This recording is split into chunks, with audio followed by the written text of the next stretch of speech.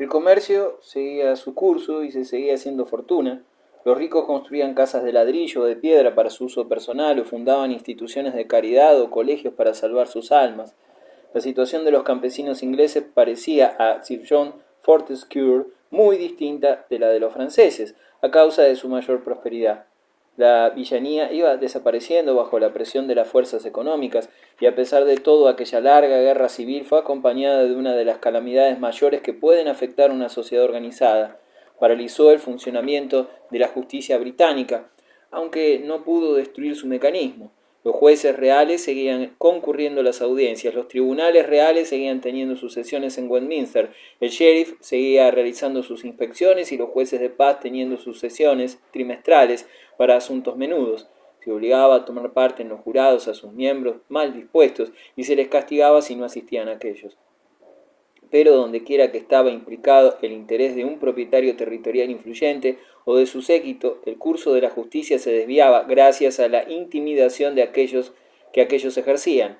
Los estatutos contra libreas y subsidios eran impotentes para contrarrestar una práctica que era un mal reconocido como tal, pero que continuaba siendo popular. Si dos familias se veían enredadas en un pleito, cuerpos rivales de gentes de armas, llevando la librea del señor que las mantenía, cabalgaban hacia la ciudad rural en que había de debatirse para intimidar al juez y al jurado.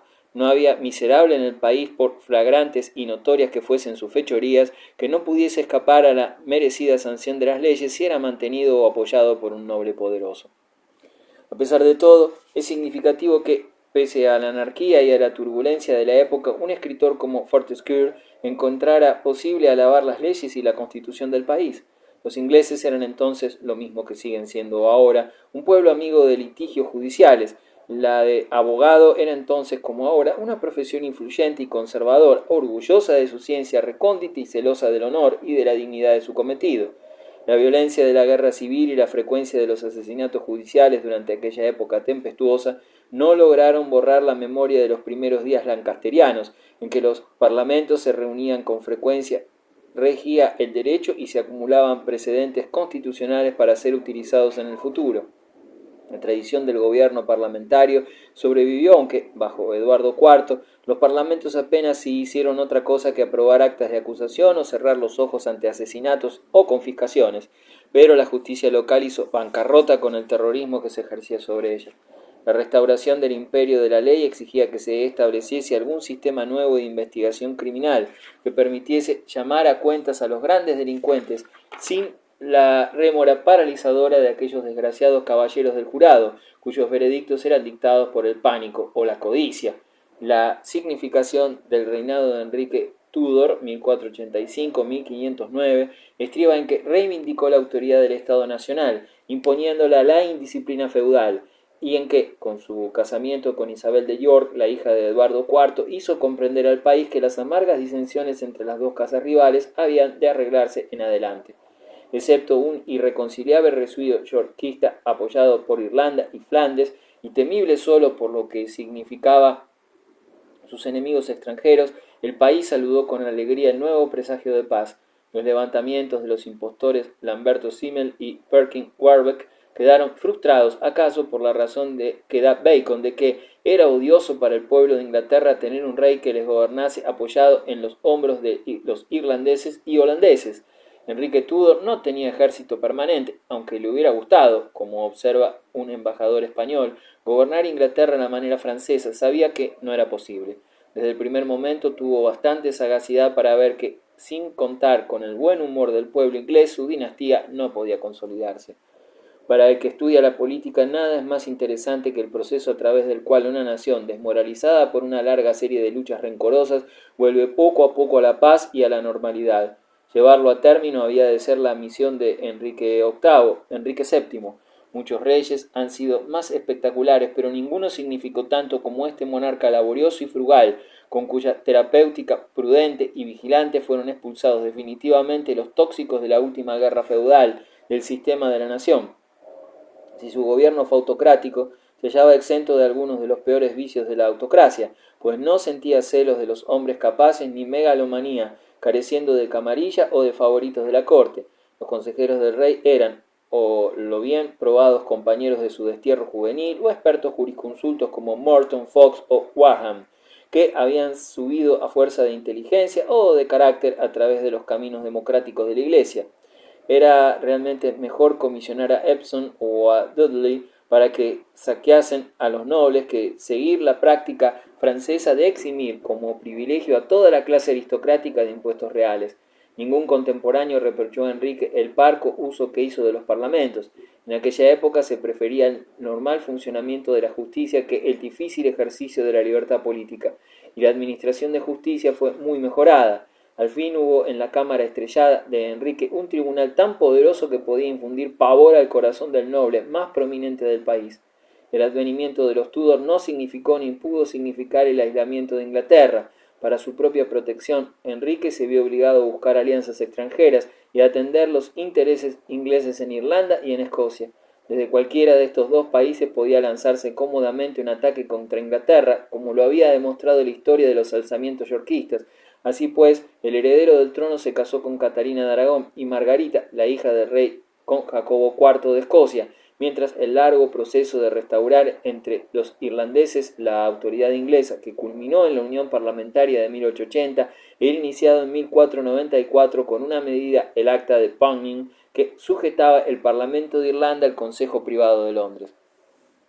Antes de finalizar el siglo, un cierto marinero genovés llamado Juan Cabot había partido de Bristol lanzándose al mar, provisto de una patente real, 1496, en un barco de las tierras occidentales con una tripulación salida de ellas, y volvió con la impresionante noticia de que había encontrado tierra al otro lado del Atlántico.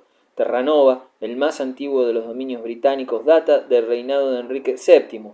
Es posible ya entonces percibir cuáles eran las direcciones del futuro papel de Inglaterra en el mundo como país que ejercía influencia predominante en las islas británicas, íntimamente ligado al continente europeo, como impelido también por el espíritu comercial y las aventuras marítimas hacia vastas empresas ultramarinas.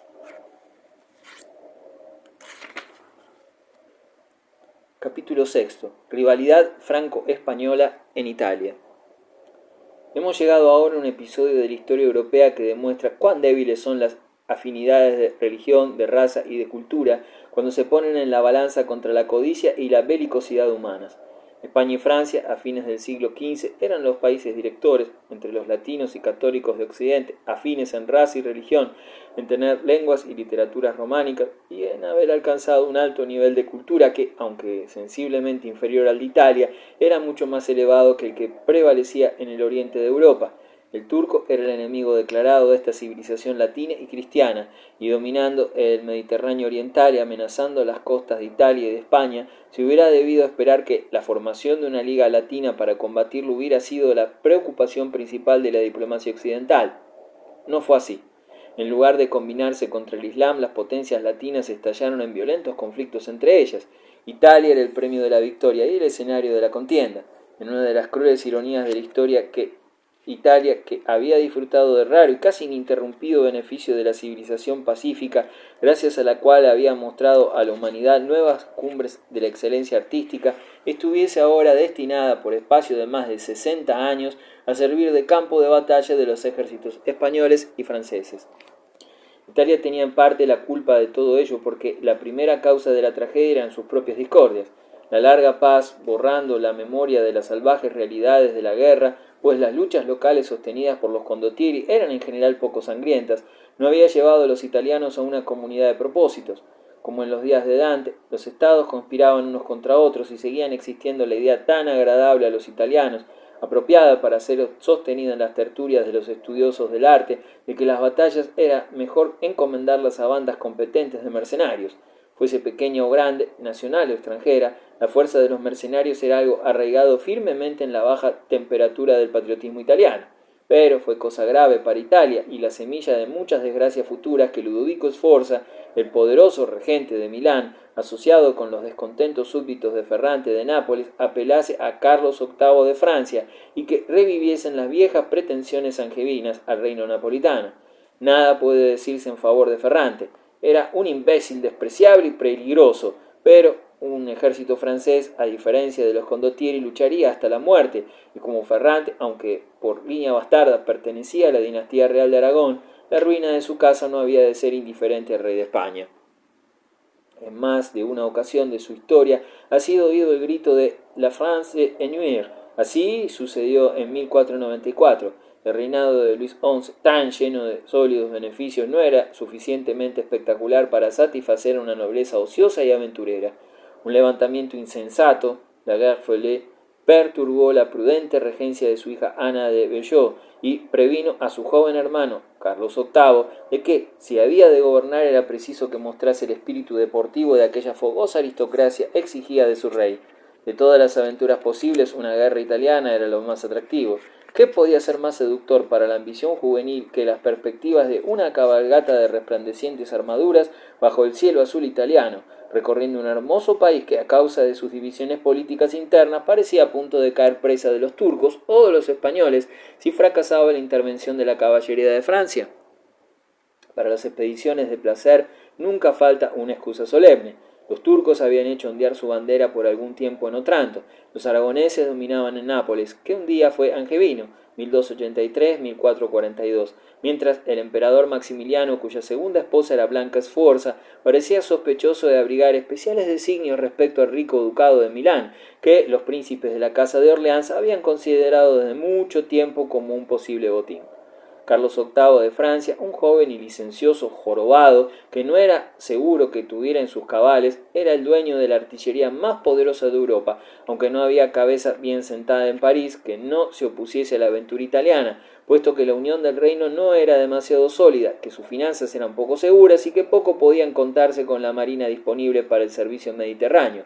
El rey se dio a los tentadores que caían sobre él desde Milán y Florencia, desde Roma y Calabria, con sus agravios, sus aspiraciones y sus presentes. Habría de bajar a Italia no como un simple conquistador, no solo como pretendiente de su herencia napolitana, sino como la estrella de la libertad, flameante en sus banderas. Los italianos oprimidos llenarían sus campamentos y colmarían su tesoro de ducados. Restauraría la república en Florencia, echaría a los aragoneses de Nápoles y luego, acaso, cuando la agradecida Italia se hallase postrada a sus pies, arrojaría a los turcos de Europa y colocaría en sus sienes victoriosas la corona imperial. Sus tropas montadas, reclutadas entre la nobleza y los hidalgos campesinos de Francia, su formidable cuerpo de alabarderos y piqueros de Suiza y Alemania, sus ballesteros gascones y la artillería ligera y de tiro rápido, que representaba el último triunfo del ingenio mecánico francés, producirían a Europa una impresión que no había de olvidar en mucho tiempo. No se olvidaron las precauciones diplomáticas. Habiéndose casado con Ana, la heredera de Bretaña, 1491, gracias a los buenos oficios de su hermana, la regente, estaba seguro contra cualquier ataque del noroeste. Para poder cruzar los Alpes sin preocupaciones, compró el consentimiento de España, cediéndole la Cerdeña y el Rosellón, dos provincias en las vertientes pirenaicas que habían sido dadas en prenda por Juan II de Aragón a Luis XI, y además consiguió la quietud en su frontera oriental, cediendo también el franco condado al emperador. Pero, a pesar de esas prodigalidades del territorio, había una eventualidad contra la que Carlos no podía precaverse. Por muchos tratados que un rey de España firmase, jamás toleraría a los franceses en Nápoles. No era solo una cuestión de honor, pues los graneros de Sicilia proporcionaban un suplemento muy útil a las escasas cosechas de España. El riesgo de la aventura italiana, que en todo caso era grande, ya que ningún país populoso y civilizado se somete de buen grado a la invasión de 30.000 licenciosos soldados extranjeros, se agravó con el cambio trascendental que no mucho antes se había operado en la política española. El estado marítimo de Cataluña-Aragón, cuyos marinos y mercaderes eran conocidos en todos los puertos mediterráneos, se había unido con el reino de Castilla por el matrimonio de Fernando con Isabel en 1469. Una unión política fundada en un matrimonio no es de esperar que cambie la psicología de pueblos de caracteres diversos. Los habitantes de Cataluña, los más ricos y los que constituían la parte más importante del reino de Aragón, nunca han llegado a asimilarse a los castellanos, de los que les separa la lengua y cuantas diferencias profundas existen entre campesinos y navegantes, entre nobles y burgueses, y entre una comunidad establecida en un vasto mundo y otra que vivía principalmente en una meseta interior, recluida en ella orgullosamente. Pero si el yugo castellano produjo siempre irritación en Cataluña, el matrimonio de Fernando de Aragón con Isabel de Castilla produjo beneficios de tal naturaleza que jamás se ha renunciado a ellos. España se convirtió de golpe en una gran potencia europea, fuerte en tierra y en el mar, y se elevó a una posición de preeminencia hegemónica en el mundo que se mantuvo hasta el fin del siglo XVI.